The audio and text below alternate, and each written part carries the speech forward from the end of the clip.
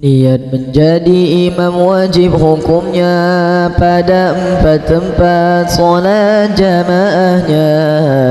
Pertama pada jamaah solat Jumat, imam wajib niat pada solat Jumat.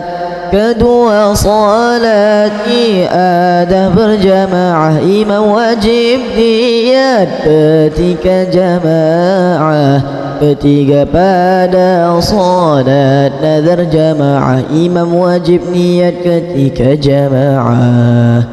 Keempat pada solat jamak takdimnya, jamak takdim hujan sebagai uzurnya, imam wajib berniat menjadi imam, tidak saja kata niat jadi imam.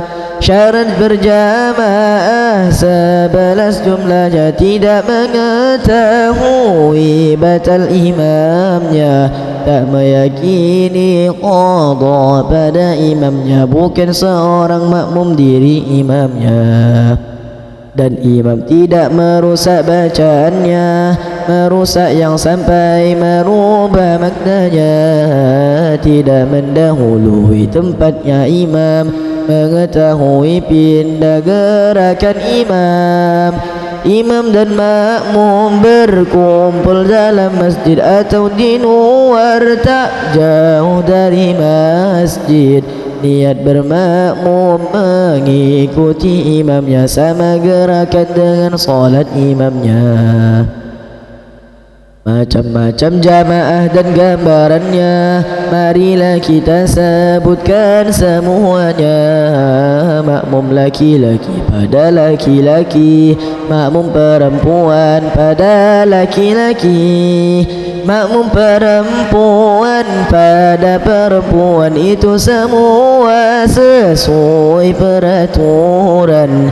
Tetapi jika dibalik keadaan maka tidak sama menurut peraturan. Musyafir itu orang yang bepergian, sedang melakukan perjalanan panjang 85 kilo jaraknya, bukan karena maksiat perjalanannya. Bagi musafir boleh menjamak solat, musafir juga boleh mengqasar solat. Jamak itu mengumpulkan 2 solat, qasar itu meringkas rakaat solat.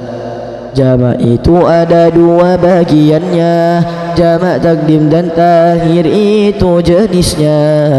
Syarat jamak takdim 4 bilangannya, niat menjamak pada solat pertama, memulai dengan solat yang pertama, muala juga masih langgeng uzurnya.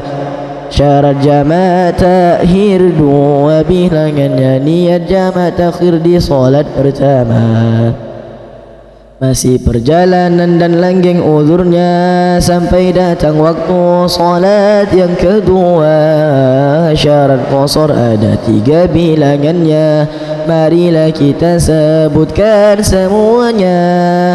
Mengetahui qasar boleh hukumnya, niat qasar di takbiratul ihramnya. Qasar solat hanya yang 4 rakaat, tidak boleh selain 4 rakaat. Syarat sahnya mendirikan solat Jumat, jumlahnya 6, tidak boleh terlewat, harus dilakukan pada waktu zuhur, tidak boleh di selain waktu zuhur, harus dilakukan dengan berjamaah dan harus 40 orang jamaah, dilakukan pada suatu daerah dan harus didahului 2 khutbah. Syarat khutbah ada 10 jumlahnya. Pertama harus suci 2 hadasnya, suci dari najis badan pakaiannya. juga tempatnya suci dari najisnya. Menutup aurat berdirinya khutbah, lalu duduk di antara dua khutbah, seperti tumakninah di dalam solat, lebih lama dari tumakninah solat. Menggunakan bahasa Arab khutbahnya pada setiap rukun-rukun khutbahnya, berkesinambungan antar dua khutbah, juga antara solat dan dua khutbah. Rukun khutbah ada 5 bilangannya, marilah kita sebutkan semuanya. Yang pertama, memuji Allah Ta'ala pada khutbah yang pertama dan kedua, membaca salawat beserta salamnya pada khutbah yang pertama dan kedua, berwasiat untuk selalu bertakwa pada khutbah yang pertama dan kedua, membaca salah satu ayat Qur'annya pada khutbah pertama atau kedua, mendoakan kaum muslimin muslimat pada khutbah yang kedua dengan khidmat. Kewajiban terhadap orang meninggal jumlahnya 4, tidak boleh ditinggal. Wajib ini wajib kifayah namanya, cukup salah satu yang melakukannya. Yang pertama, wajib memandikan mayit. Yang kedua, wajib mengkafani mayit. Yang ketiga, wajib mensolati mayit. Yang keempat, wajib menguburkan mayit. Zakat itu hakikatnya membersihkan dari harta kita yang berkelebihan. Zakat adalah harta yang ditentukan untuk mustahik yang sudah ditentukan, juga waktunya yang sudah ditentukan. Nisab haul juga sudah ditentukan. Muzaki orang yang memberikan zakat, mustahik orang yang menerima zakat. Mustahik ada 8 golongannya, marilah kita sebutkan semuanya. Fakir, miskin, amil, gharim dan mualaf, ibnu sabil, sabilillah dan mukhatab. Harta yang wajib dikeluarkan zakat ada 6 macam secara sepakat. Hewan ternak itu wajib dizakati jika nisab haul sudah terpenuhi.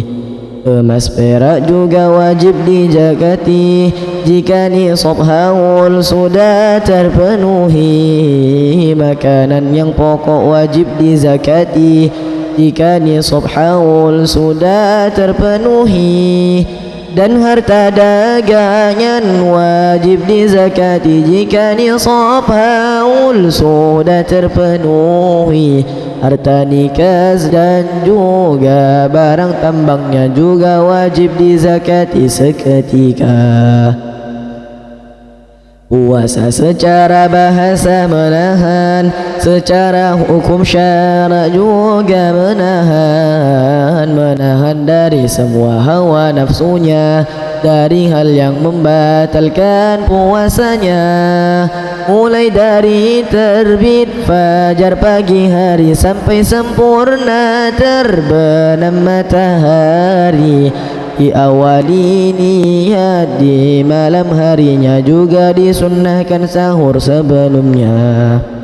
Syarat wajib puasa 5 jumlahnya. Islam baligh, berakal, sehat badannya, kuat berpuasa sepanjang harinya, bukan sebagai musyafir statusnya.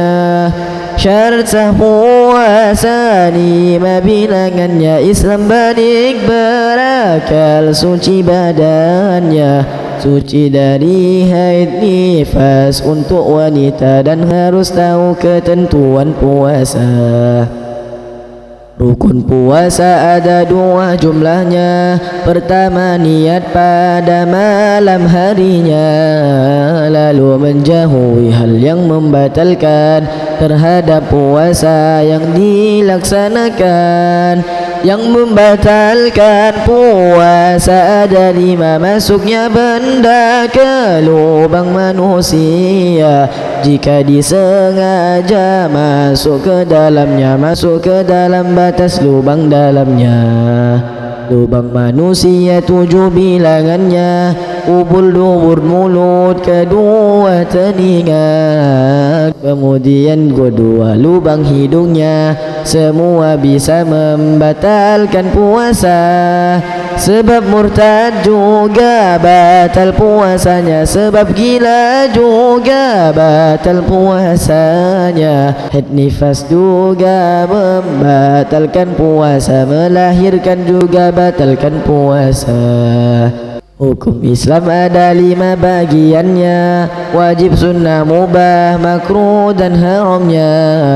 Wajib itu dilakukan berpahala, jika ditinggalkan mendapatkan dosa. Sunnah itu dilakukan berpahala, jika ditinggalkan tidaklah mengapa. Mubah itu dilakukan tak mengapa, jika ditinggalkan juga tak mengapa.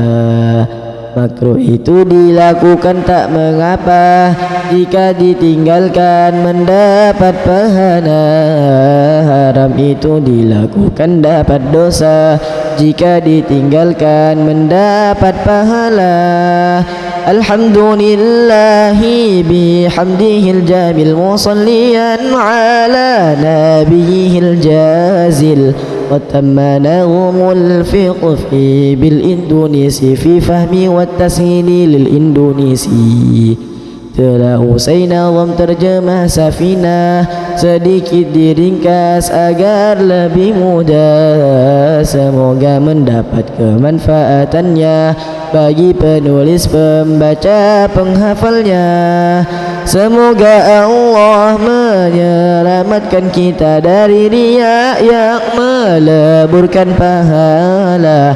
Semoga Allah memberikan ampunan terhadap dosa yang telah dilakukan.